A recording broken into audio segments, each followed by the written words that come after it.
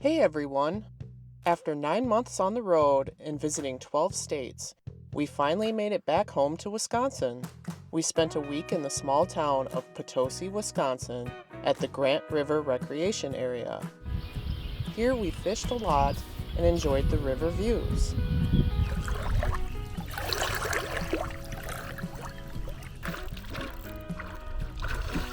Ooh! Not a bad size one either. No. Oh, nice. First catch of the day! Woo! We also ate some great food down the road at Potosi Brewing Company. It was great to have cheese curds in Wisconsin again. While in the area, we visited the Dickeyville Grotto and shrines. This grotto was constructed by Father Matthias Wernerus, who was a priest at Holy Ghost Parish in Dickeyville, Wisconsin from 1918 until he died in 1931.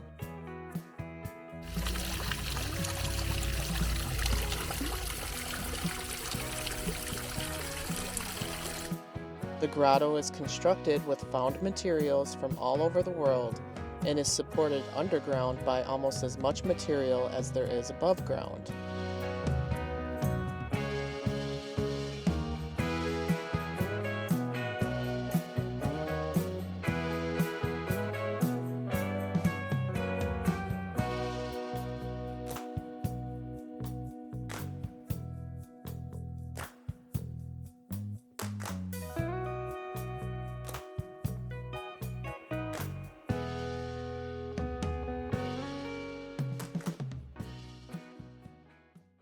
We then spent a couple of weeks in Minnesota, visiting with family and friends. We also got a few maintenance projects done, including replacing and upgrading our camper axles, as well as cleaning the camper. Well, it's that time of year again. We're gonna clean the roof today. Some Dawn dish soap is what I use, and then just a regular bristle brush.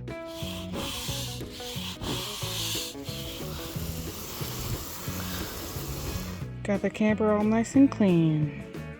After we picked the camper up from the shop, we made the 4-hour trek across Wisconsin to Fond du Lac, where we had a graduation party to attend. But we weren't just staying here for the party. We were going to be staying here all week and enjoying what there was to do in the area, despite the excessive heat warnings and the off and on storms all week. We stayed at Columbia Park, a Fond du Lac County park that sits right on Lake Winnebago in the small unincorporated town of Pipe. This was a nice campground with electric-only sites, boat ramps, and an observation tower. All right, let's go climb this tower.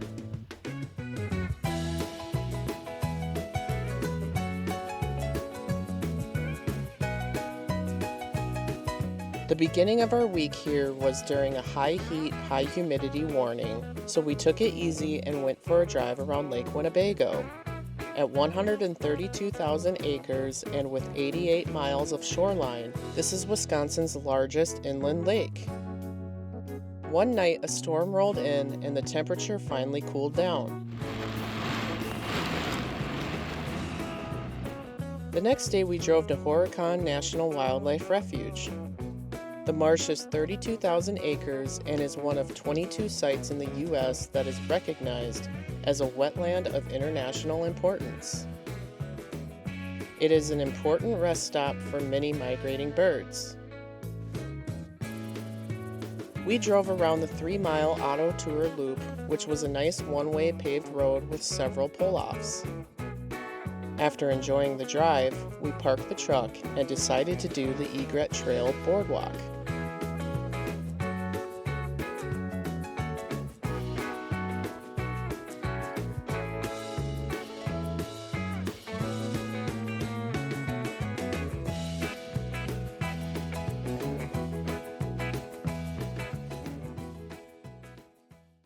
So we were going to walk on the boardwalk trail here at Horicon Marsh National Wildlife Refuge, but there's no dogs allowed on the boardwalk, so they're sitting in the truck, windows down, water in the bowl.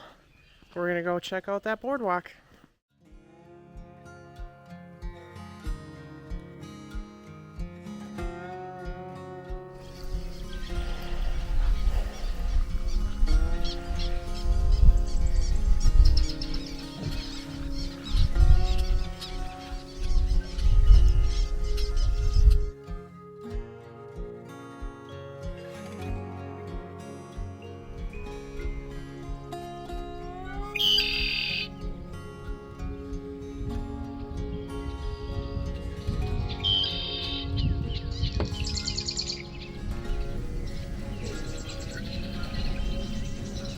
there's a muskrat making its way through the swamp or marsh.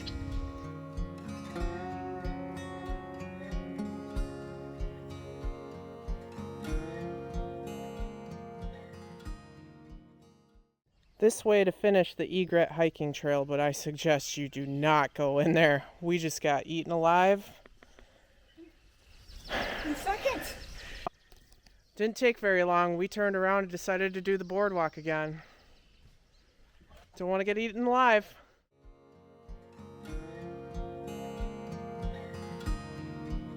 Another evening we drove to Sheboygan, where we visited Kohler-Andrae State Park. This park sits on Lake Michigan and is home to these majestic dunes.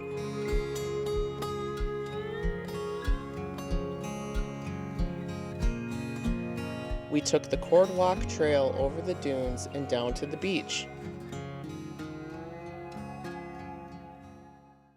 We're walking the boardwalk trail here at Kohler-Andrae State Park, right on Lake Michigan. We got this nice cord trail over the sand dunes here, and I'm thinking over this hill up here we're going to see Lake Michigan.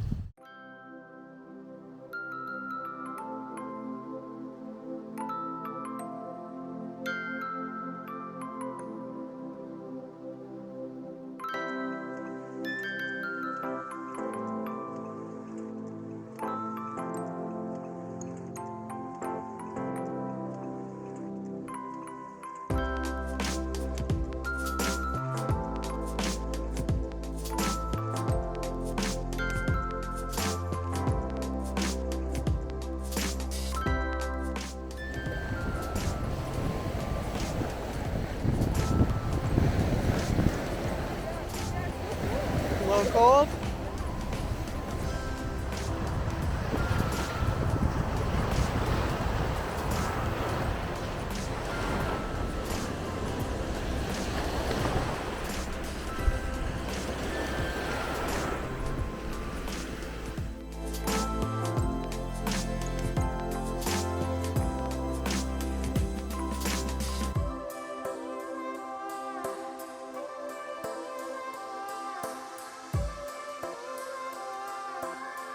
Got a good view on the boardwalk up here. We got Lake Michigan back there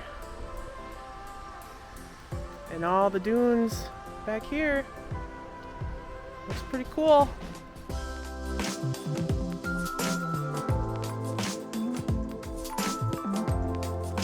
We also visited High Cliff State Park, which is on the northeast side of Lake Winnebago.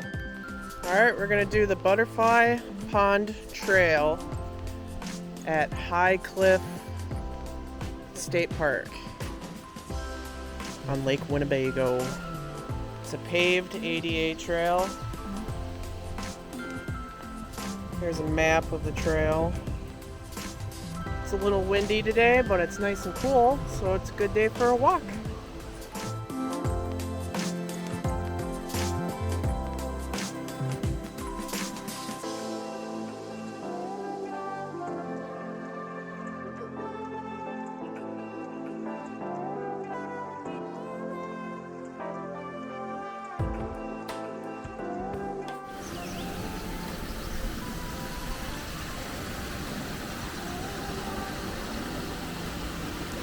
Don't know if you can see, but there's a little waterfall down there.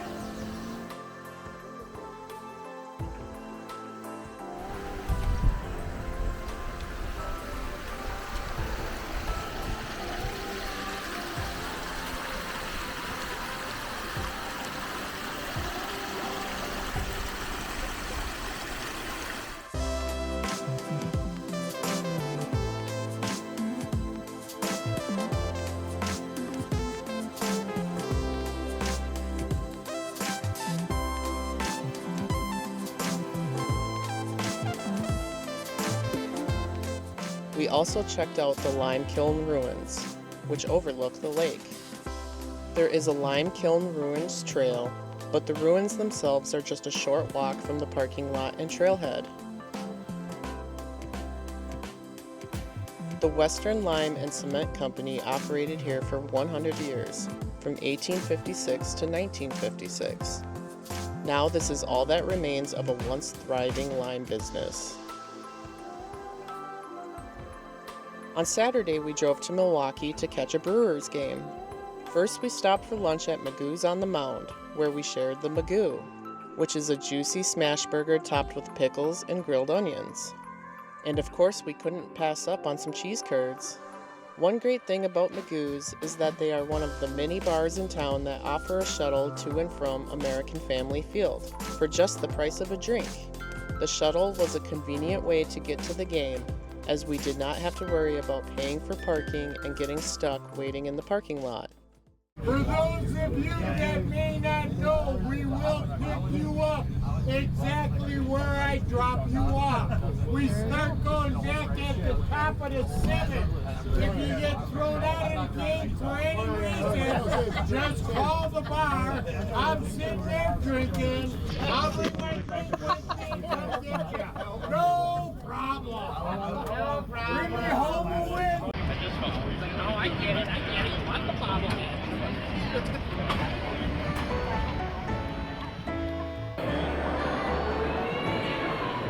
Woo-hoo, thank you.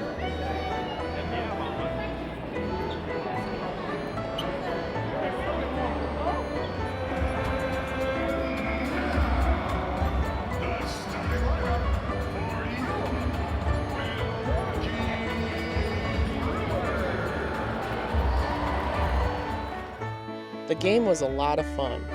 The Brewers pitched a one-hitter and won 5-0 against the Colorado Rockies. We had a great time.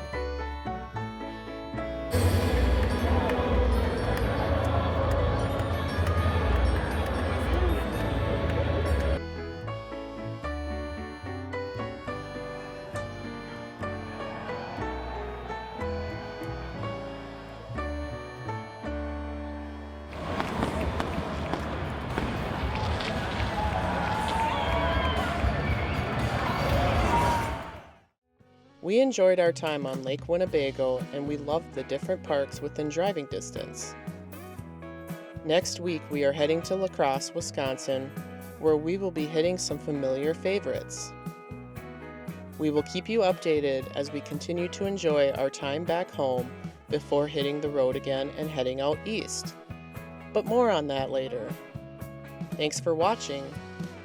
Hope you enjoyed.